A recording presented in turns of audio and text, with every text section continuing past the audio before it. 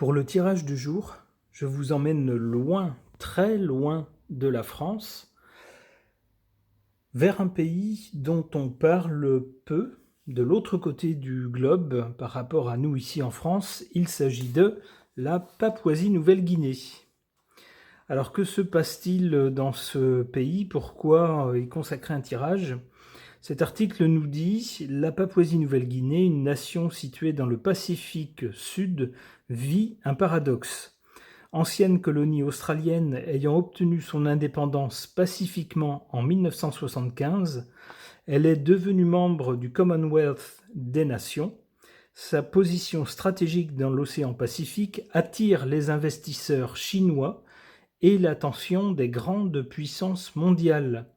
Mais sur les hautes terres, les populations isolées restent engluées dans des conflits tribaux d'un autre âge, où les armes modernes remplacent les javelots d'antan. Alors on nous parle de différents conflits entre différentes tribus ici, alors on les nomme. Nous, ici en France, bien évidemment, ça ne nous parle pas. On n'a pas idée de ce que recouvrent ces termes-là.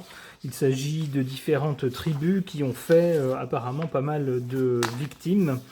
Et l'ennui, c'est que la technologie moderne, les armes, entre autres, mais aussi, nous dit-on, toutes les techniques comme les smartphones ou les réseaux sociaux, ne joue pas dans un sens d'apaisement, car ça propage toutes sortes de rumeurs qui excitent les uns et les autres. Et on nous dit également dans cet article que le gouvernement de Papouasie-Nouvelle-Guinée a bien du mal à maintenir l'ordre, car il y a très peu de policiers pour toute la population. Alors, c'est compliqué. C'est compliqué et c'est d'autant plus dommage qu'on nous dit que ce pays est placé à un endroit stratégique, au confluent, on va dire, des visées des États-Unis et de la Chine, si bien que ces grandes puissances proposent toutes des investissements dans ce pays. Ça sera l'occasion pour le pays de se développer. On le voit ici, on nous parle d'infrastructures qui sont proposées en construction par la Chine, par exemple, mais également des bases militaires qui seraient louées par les États-Unis. Et on nous dit tout cela se monnaie et pourrait rapporter beaucoup d'argent aux industries locales. Mais les problèmes internes pourraient tout fiche par terre. Les violences tribales, alimentées par des rivalités ancestrales incompréhensibles, et exacerbée par des armes modernes, continue de déstabiliser le pays. Alors, quel avenir pour ce pays? Alors bien sûr, on souhaite le meilleur, mais j'aimerais savoir ce que les cartes peuvent nous dire de la Papouasie-Nouvelle-Guinée. Pour cela, j'interroge mon tarot.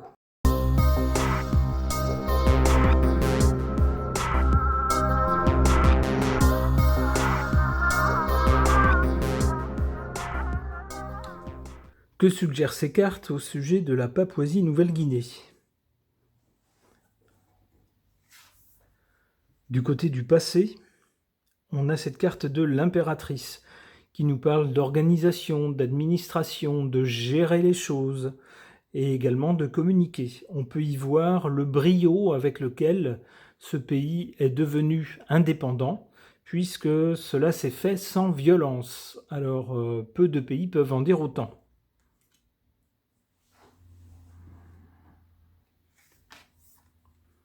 Pour le présent, on a cette carte de la papesse qui peut nous parler d'une part d'idéologie, d'opinion, quasiment de religion, on pourrait dire. J'y verrais surtout les états d'esprit de certaines tribus, de l'une par rapport à l'autre, qui font qu'à un certain moment, ça se heurte. Alors la papesse nous parle aussi de choses connues, mais qui ne sont pas divulguées, qui ne sont pas communiquées. Il est possible peut-être qu'au-delà des rivalités entre tribus locales, il y ait autre chose derrière que nous, ici, très loin de ces pays-là, nous ignorons. car les médias peut-être ne nous disent pas tout. C'est un peu ce que suggère la papesse. Il y aurait donc derrière, et ça correspondrait au personnage de la papesse, des gens intelligents qui auraient une stratégie derrière les affrontements actuels. Du côté de l'avenir, malheureusement, c'est pas une bonne carte. Avec cette carte du mat, on a l'impression que le pays part en vrille, part dans tous les sens, et en tout cas pas sur une voie raisonnable.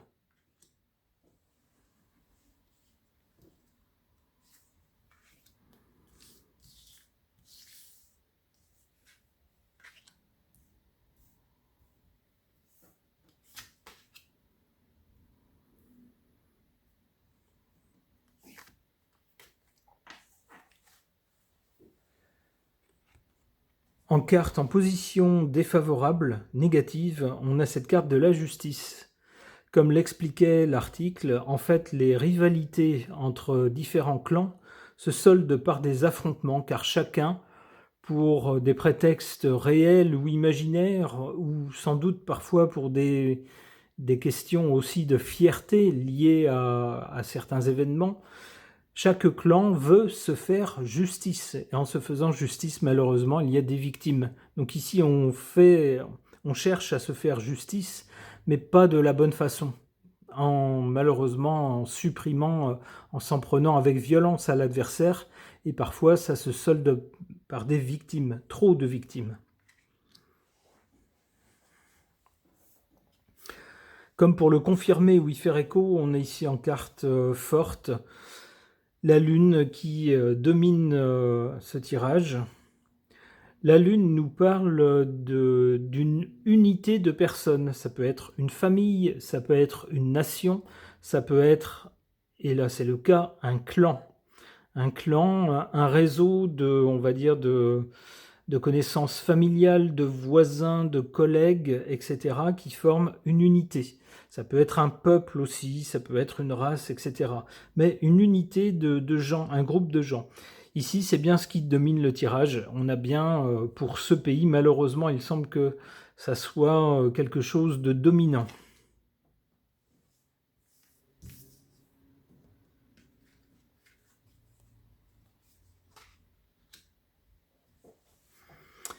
Alors, pour l'avenir, tout à l'heure, j'ai interprété cette carte du mat dans un sens plutôt négatif, en disant qu'avec cette carte du mat, j'avais plutôt l'impression que le pays allait partir en vrille, partir dans tous les sens. Alors c'est l'un des sens de cette carte du mat.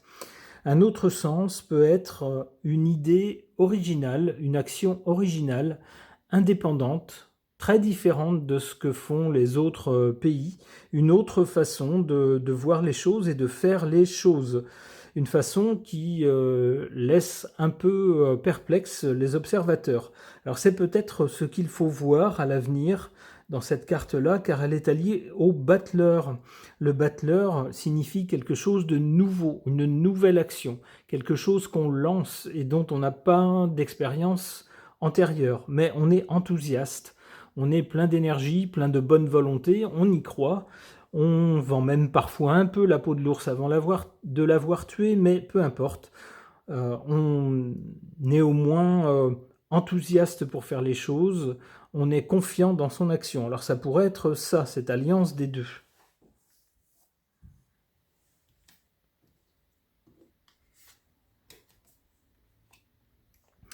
Et avec la roue de fortune, on a bien un changement. Si on a un changement, c'est que par rapport à la situation actuelle où on nous dit le pays est miné par les guerres de clans, si ça change, c'est qu'à l'avenir, ça le sera moins, sans doute.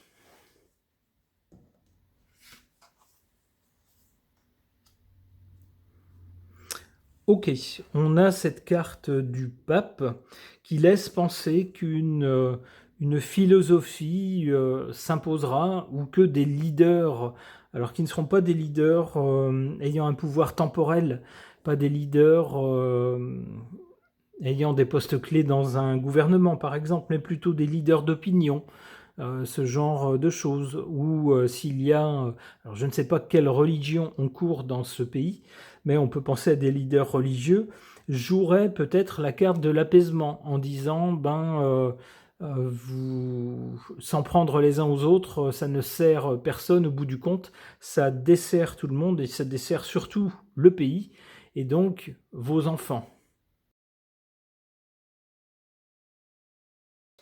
Concernant la situation en Papouasie-Nouvelle-Guinée, j'interroge l'oracle polynésien. Alors, les habitants de Polynésie me pardonneront ce raccourci géographique. Ils nous diront avec justesse, évidemment, que la Papouasie-Nouvelle-Guinée, ce n'est pas la Polynésie, mais vue de France. Ces deux parties du monde sont très proches.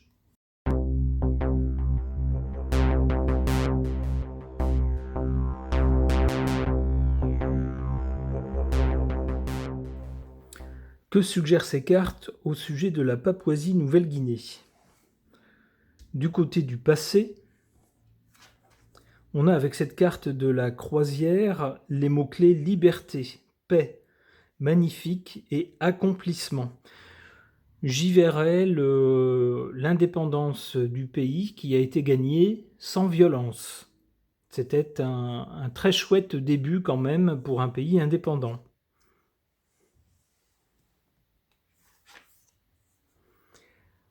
Pour le présent, on voit cette carte du poisson cru qui nous parle de chair mise à nu.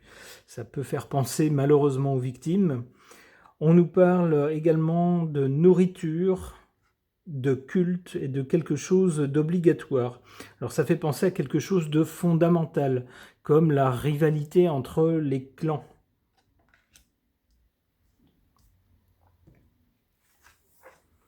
Pour l'avenir, cette carte de la vainée. On nous parle de féminité, de lune et de mer. Alors, féminité, lune, mer, ça fait penser à la terre, mer, mais également à la patrie, la nation. Alors, c'est plutôt ce que je verrais dans cette carte-là, avec peut-être à l'avenir l'idée que finalement, au-delà de la tribu, c'est la patrie qui est en danger. Et si la patrie tout entière est en danger à cause de ces luttes entre tribus, eh bien c'est négatif pour toutes les tribus, quelles qu'elles soient. Et que donc, peut-être, on peut l'espérer, à l'avenir, l'idée qu'il ne faut pas mettre en danger la patrie, car ce serait une mauvaise chose pour tout le monde, quelle que soit la tribu. J'espère que cette idée, en tout cas c'est ce que je pense avec cette carte, prévaudra, ou du moins prendra de l'importance.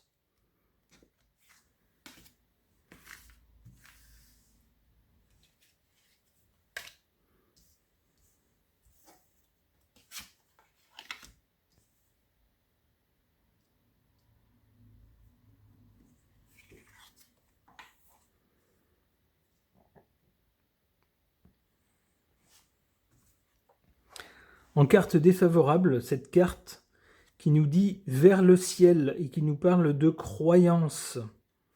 Alors j'y verrai l'attachement à des croyances anciennes liées à la tribu, et puis le côté signe en regardant vers le ciel. Dans les croyances aussi, peut-être croire qu'un tel ou telle tribu a dit telle chose ou a fait telle chose dans tel but, parfois en n'ayant qu'une demi-preuve, parfois en n'étant pas trop sûr, mais malgré les incertitudes, on prend ça pour acquis, et puis c'est comme ça que se développent des haines parfois, qui mènent malheureusement à des tragédies. Comme pour y faire écho, on voit en carte forte ici, cette carte de l'homme, en quelque sorte, le consultant masculin, soleil, père. J'y verrai les vertus masculines, souvent associées alors à la force, mais aussi au combat, parfois à l'agressivité, à la défense, dans le meilleur cas, à la défense du clan, de la famille, dans le pire des cas, à l'agression des autres. Alors ici, cette carte est en valeur forte. On a l'impression que c'est une valeur importante pour ce pays-là. ce culte en quelque sorte de la virilité, de l'homme qui doit défendre son honneur, l'honneur de sa famille ou de son clan. Alors c'est peut-être une valeur noble dans l'absolu, mais si elle conduit à des victimes, on peut se poser la question.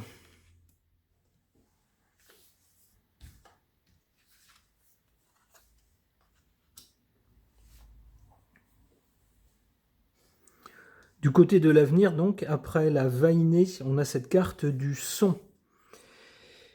Alors on voit quelqu'un qui souffle dans une sorte de coquillage, un peu comme une corne de brume, ce genre de choses. On nous parle d'avertir, d'entendre, de souffle, de faire attention. Peut-être qu'à un moment donné, en prenant conscience de l'importance du pays, qu'il faut maintenir la cohésion du pays et que tous ces conflits minent le pays, peut-être qu'à un moment on va souffler dans un coquillage symboliquement pour signifier la fin des combats.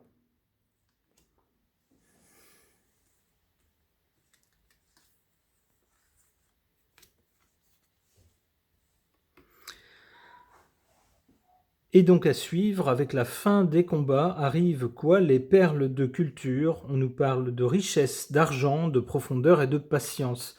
J'y verrais bien justement la conséquence de l'arrêt des luttes entre clans. Eh bien, ça permettra au pays de se développer et d'avoir accès à plus de richesse, d'argent, mais également, on voit ici avec ces perles de culture, peut-être des moyens qui permettront de développer, de faire prévaloir, de faire connaître aussi ailleurs une forme d'art et de culture propre au pays. C'est tout en tout cas ce que je souhaite à ce pays, la Papouasie-Nouvelle-Guinée. Ce tirage est maintenant terminé, merci de l'avoir suivi.